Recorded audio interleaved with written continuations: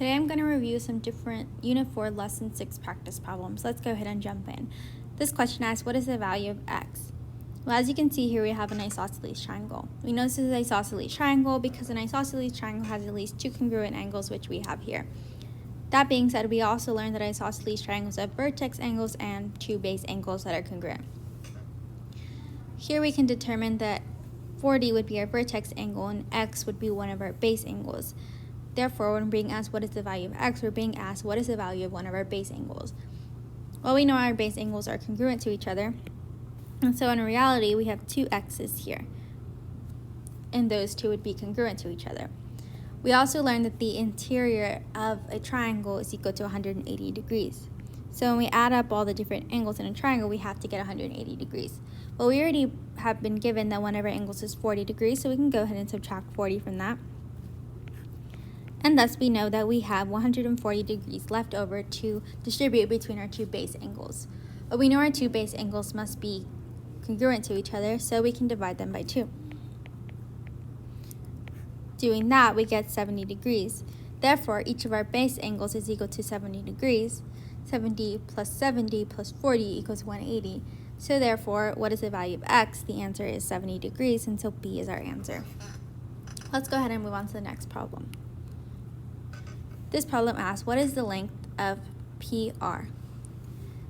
Well, like we said before, whenever we have an isosceles triangle, we have two congruent base angles. Here we also have two congruent base angles.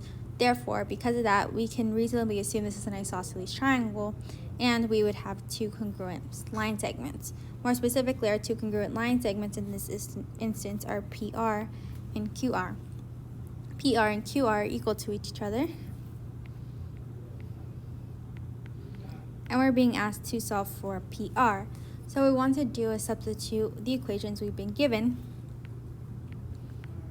and go ahead and solve for n, and then plug n back into the equation for PR, and therefore solve PR. So here we go. I'm going to go ahead and move my n. Now I get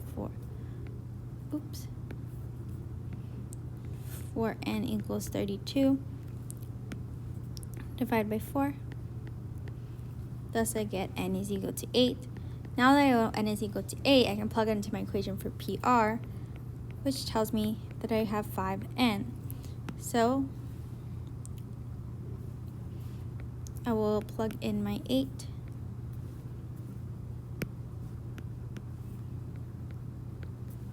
And thus I get PR is equal to 40. So the length of PR is 40. Perfect. Let's go ahead and look at the next problem. This problem says triangle WXY is isosceles. So I'm going to go ahead and just draw an isosceles triangle. Okay, so WXY is an isosceles. Okay, given that information, I know that I have at least two congruent angles and two congruent sides. Okay, let's move on and see what we're given. So we're given that the angle YWX and YXW are the base angles. So YWX and YXW will be my base angles. So that means I want a W here, an X here, and a Y here. Or W and X can be switched around. Either or works. So those are my base angles. And then I know that line segment YZ bisects the angle WYX. So I'll create a line segment or an angle bisector YZ. So I'll just go ahead and change the color of Y so that we can see it a little easier. Okay, so if YZ bisects that angle, that means it cut that angle into two congruent halves, but we'll see if we get any more information about that angle. The measure of XYZ is equal to 15x. Okay, if XYZ is equal to 15x, and we know that we bisected the angle, we can conclude reasonably that our other angle is also equal to 15x because a bisector cuts our original angle into two congruent halves. So reasonably, we can assume that those both are congruent. And the measure of yxz is equal to 2x plus 5. Okay, well, we know that our two base angles are congruent to each other, so we can actually reasonably assume that ywx is also equal to 2x plus 5.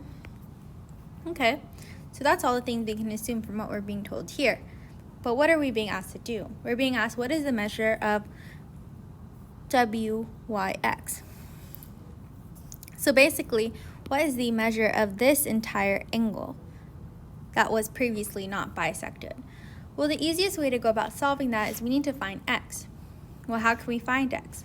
Well, what we can do here is we can actually go ahead and add up all our angles together, because we know that the entirety of all our angles has to equal to 180 degrees and equal it to 180 degrees, and thus solve for x. So it'll look like this. I'll do 15x plus 15x plus 2x plus 5 plus 2x plus 5. And then I know when I add up all those angles, I need to get 180, so I can put 180. Okay, well, now what I want to do is solve for x, so I'm going to combine all my like terms. So 15x plus 15x plus 2x plus 2x equals to about 34x. And then 5 plus 5 gives me 10. So this is where I am right now. Okay, well, I need to isolate my x, so I'm going to do minus 10, which gives me 34x equals 170. And then I'm going to divide by 34. So 170 divided by 34. 170 divided by 34 will give me x is equal to 5. So now that I know x is equal to 5, I know that my entire angle wyx is equal to my two bisected angles, so 15x plus 15x. I want to plug in my x, which was 5, and so that'll give me wyx equals 15, 5, which will give me 75 plus 75, which will equal to 150 degrees, and thus that is the measure of my entire angle wyx. Perfect. Let's go ahead and move on to the next problem. This problem says triangle ABC is an isosceles right triangle, so it'll look something like this. And now we know that isosceles right triangles, that means one of our angles is equal to 90 degrees. What is the measure of one of the base angles? Well, we know that isosceles triangles have two base angles, and those two base angles are always congruent. Okay, that being said, if 90 was one of my base angles, then that would mean that my other angle would also have to be 90. But if both of my angles were 90, that would give me 180, and thus I would be left with 0 for my last angle. And I can't be left with 0 for my last angle because all the angles must equal greater than 0. So that means that 90 wouldn't be my base angle, and instead that would mean that I would have two other base angles, and those two base angles would have to be congruent. So I would take 180 minus 90, which gives me 90, and then divided by 2, which gives me 45. So therefore, one of my base angles would have to equal 45 degrees.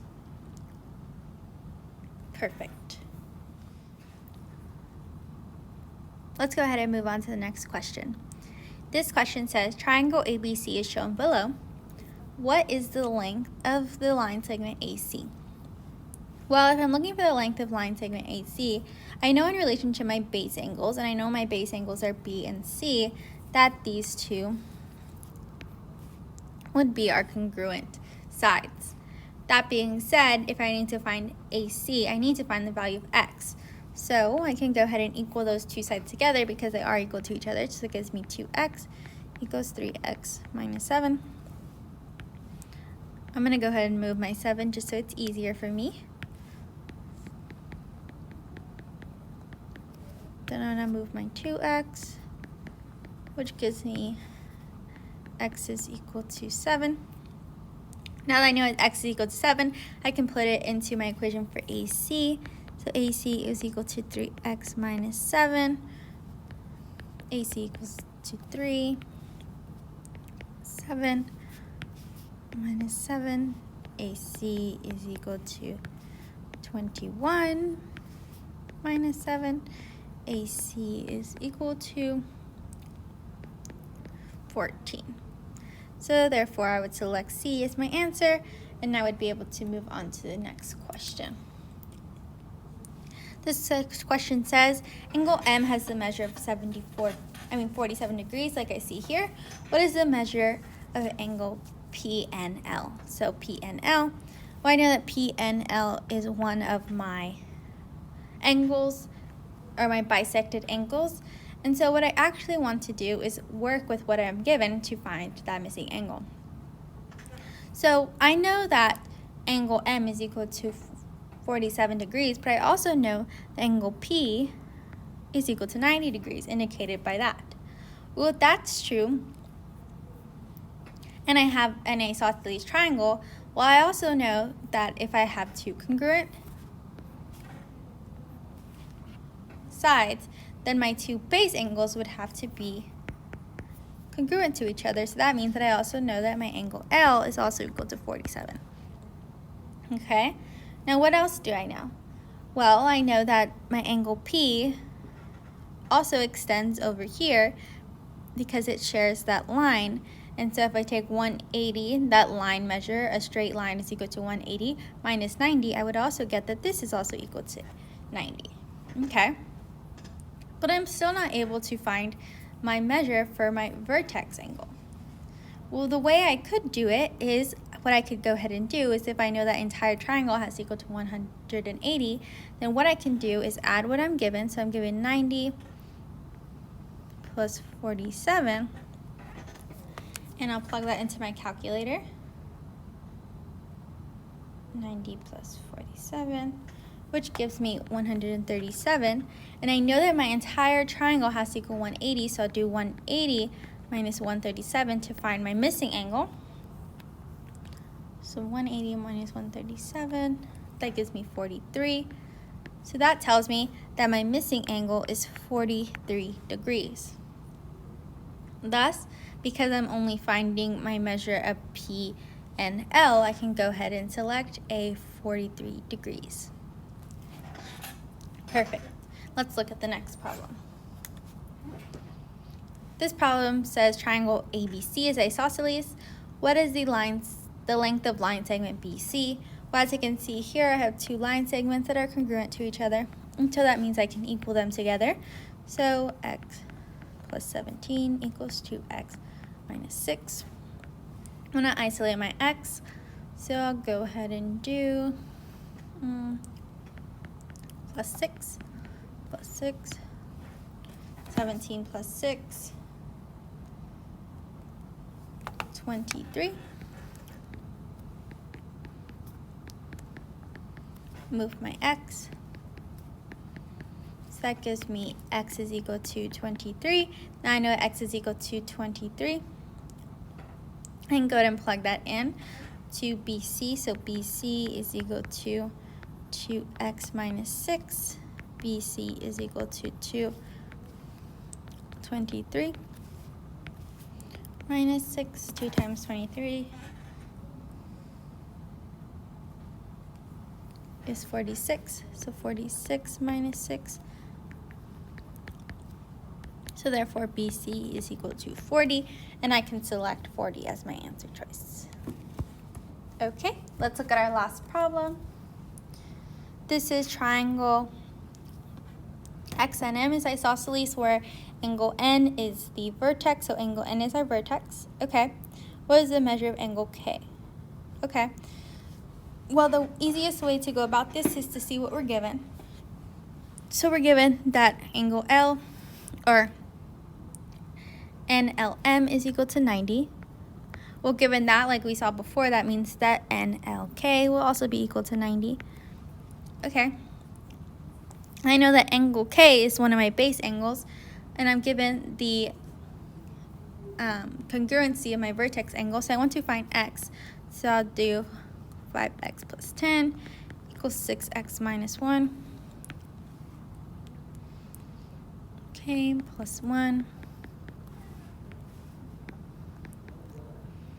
5x plus 21 equals 6x minus 5x. X equals to 21.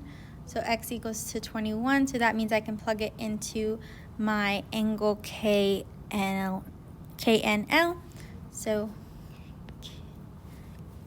the measure of angle KNL is equal to 5x plus 10.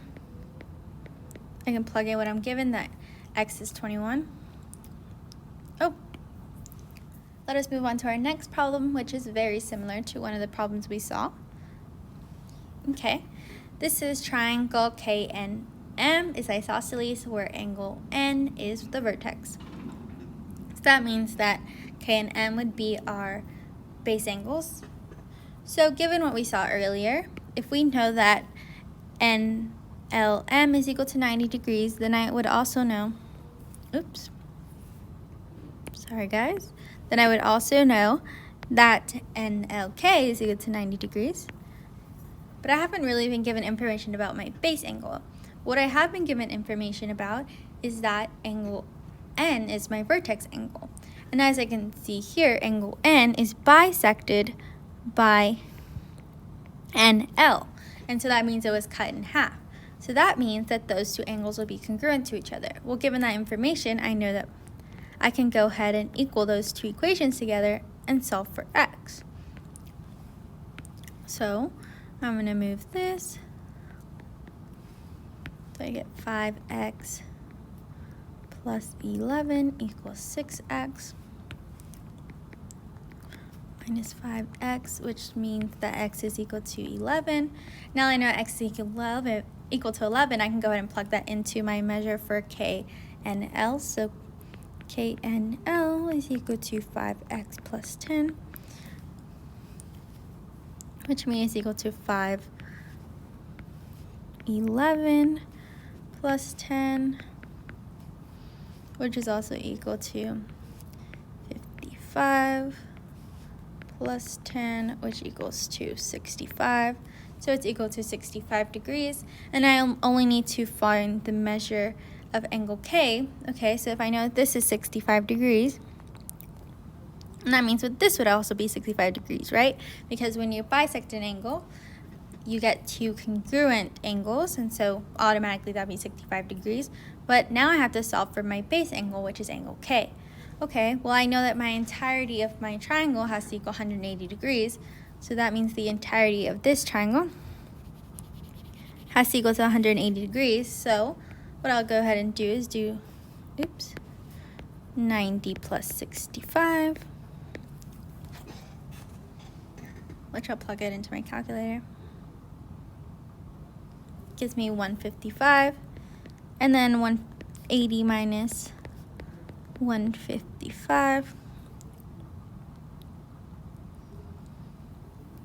is equal to 25, and thus K would be equal to 25, and so would M, but I'm just looking for K, and so B would be my answer. I hope that was helpful. If you have any other additional questions or concerns, please don't hesitate to reach out to me, and I'm sure you will be successful now that we have concluded Unit 4.